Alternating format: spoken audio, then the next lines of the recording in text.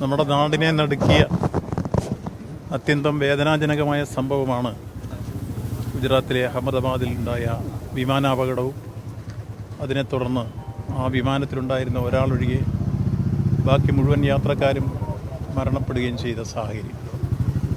നമ്മുടെ നാട് ഏറ്റവും നടുക്കത്തോടു കൂടിയാണ് ആ വാർത്ത കേട്ടത്.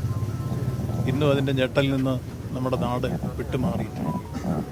നമ്മുടെ കേരളത്തിൽ നിന്നുണ്ടായ ആ ദുരന്തത്തിലെ ഏറ്റവും പ്രധാനപ്പെട്ട കണ്ണിയായിരുന്നു രഞ്ജിത. നേഴ്സ് എന്ന നിലയിൽ ബ്രിട്ടനിൽ ജോലി ചെയ്തുകൊണ്ടിരിക്കെ അവധി നീട്ടിയെടുക്കുന്നതിന് വേണ്ടിയാണ് ഇടയ്ക്ക് ഇവിടെ വന്ന് സംസ്ഥാന ഗവൺമെൻറ്റുമായി ബന്ധപ്പെട്ട് അവധി നീട്ടിയെടുത്ത ശേഷം വീണ്ടും ബ്രിട്ടനിലേക്ക് മടങ്ങിയത്. ആ മടക്കയാത്രയാണ് ഈ ദുരന്തത്തിൽപ്പെടാൻ ഇടവന്നത്. അങ്ങേയറ്റം വേദനാജനകവും ദുഃഖകരവുമായ ഒരു വാർത്ത നമ്മളെല്ലാം കേട്ടു.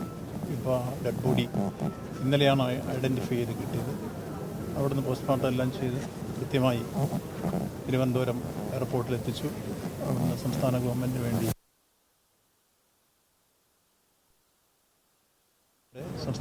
വേണ്ടിയുള്ള ആദരാഞ്ജലി അർപ്പിക്കാൻ വേണ്ടിയാണ് ഞാൻ എത്തിച്ചേർന്നത്. ഇവിടെയും അതിനുശേഷം വീട്ടിലും എത്തിയതിനു ശേഷമായിരിക്കും. ഏറെ വേദനയോടെ ദുഃഖത്തോടെ രഞ്ജിതയ്ക്ക് എല്ലാവിധ ആദരാഞ്ജലിയും അർപ്പിക്കുന്നു. ഈ വിഷമത്തിൽ, ഈ നാടിൻ്റെ ദുഃഖത്തിൽ സംസ്ഥാന ഗവൺമെൻറ്റും പങ്കുചേരുന്നു. ഈ വിഷയവുമായി ബന്ധപ്പെട്ട് തുടർന്നുള്ള എല്ലാ കാര്യങ്ങളും കേന്ദ്ര സംസ്ഥാന ഗവൺമെൻറ്റുകളും ബന്ധപ്പെട്ട വ്യോമസേനയും എല്ലാം ചേർന്ന് ഭാവി കാര്യങ്ങളെല്ലാം കൈകാര്യം ചെയ്യുന്നു.